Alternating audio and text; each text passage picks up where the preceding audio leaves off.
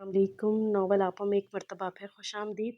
मैं आपके सामने नॉवेल्स के सफ़र में आज जिस नावल का ज़िक्र करने लगी हूँ वो है दिल से निकले हैं जो अल्फाज, जो कि लिखा है फ़रत इश्तियाक ने। ख़वातीन डाइजेस्ट जुलाई 2005 था सितंबर 2005 तक ये चलता रहा।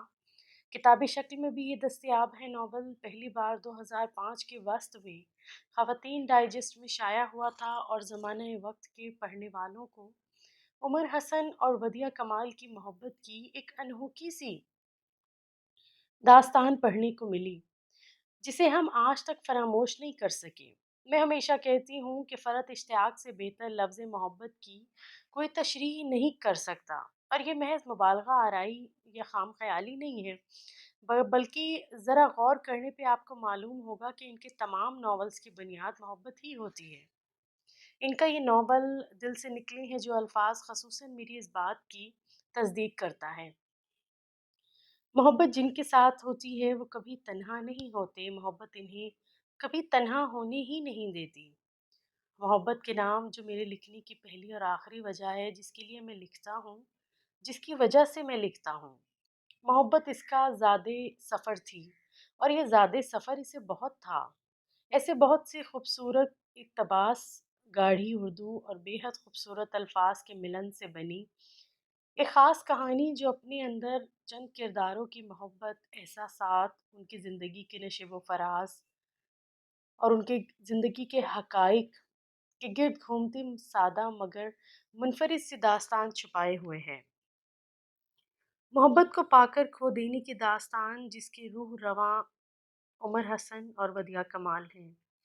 अदबी ज़ौक़ रखने वाले अब्बा मियाँ की सरपरस्ती में परवरिश पाने वाले, मोहब्बत को शिद्दत से सोचने, चाहने और मोहब्बत के लिए लिखने वाले उमर हसन एक बहुत खूबसूरत किरदार, जिसकी कुर्बानी, एसार, मोहब्बत और दोस्ती काबिल तहसीन और बेमसल है।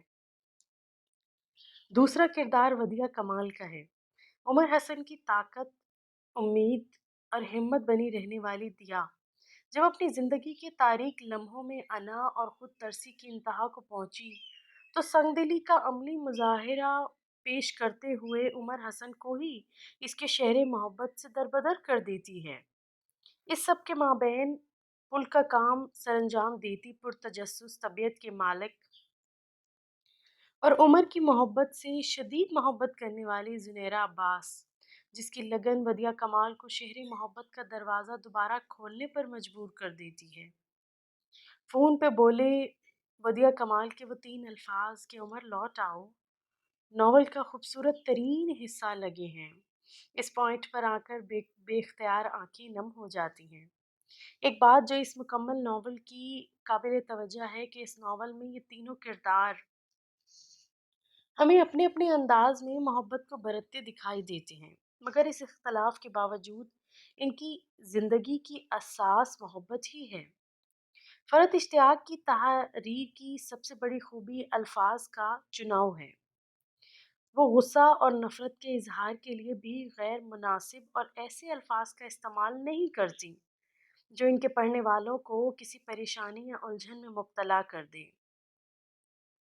और दूसरी अहम बात, इस कहानी को पढ़ते हुए बारहा महसूस होता है कि ये नावल कहीं न कहीं पढ़ने वालों को लिखने की तहरीक भी दे रहा होता है। नए पढ़ने वालों के लिए कहानी का मुख्तसर सा खुलासा पेश करती जाऊँ, तो उमर हसन और वदिया कमाल की परवरिश अब्बा मियाँ की सरपरस्ती में एक ही घर में होती है। बचपन से ही इनके दरमियान दोस्ती का बहुत खूबसूरत सा रिश्ता इस्तवार हो जाता है। रात भर बैठकर वदिया कमाल के लिए कहानियाँ सुनाने और घड़ने वाला उमर हसन 24 साल की उम्र तक पहुंचकर फॉरएवर के नाम से एक बेस्ट सेलर अंग्रेजी नावल लिखकर बहुत से लिटरेरी अवार्ड अपने नाम करवाने में कामयाब हो जाता है। इसकी हर खुशी का जश्न मनाती वदिया और बेशुमार कामयाबियां समेटते उमर को एक छोटी सी घरेलू तकरीब में एक दूसरे के साथ मंसूब कर दिया जाता है। वदिया कमाल की बाएं हाथ की तीसरी उंगली में सजी वो 3 नगों वाली अंगूठी गोया इनके दरमियान मौजूद मोहब्बत की कामलियत पर मोहर साबित कर देती है। इनकी मोहब्बत अपनी मंजिल पा लेने के दर थी, मिलन की घड़ी आन ठहरी, मगर इन हसीन सातों की आमद से कब्ल ही ان کی تمام خوشیاں ایک بھیانک حادثے کی نظر ہو جاتی ہیں۔ اپنی زندگی کے ان تاریک لمحوں میں اور آنا اور محبت کی کشمکش میں جکڑی ودیع کمال عمر حسن کو اپنی محبت سے، اپنی زندگی سے نکل جانے کا جان لیوا حکم صادر کر دیتی ہے۔ عمر حسن اپنی محبت کی بے اعتباری سے خائف ہو کر دور دراز کے ایک علاقے میں گوشہ نشینی اختیار کر لیتا ہے۔ یہی ناول کا ٹرننگ پوائنٹ ہے۔ یہاں سب کچھ بدل جاتا ہے۔ وہ لمحہ عمر کی زندگی میں ایک عجیب موڑ لے کر آتا ہے اور محبت لکھنے والے عمر حسن سے رشتوں اور محبت کے ساتھ لفظ بھی روٹھ جاتے ہیں۔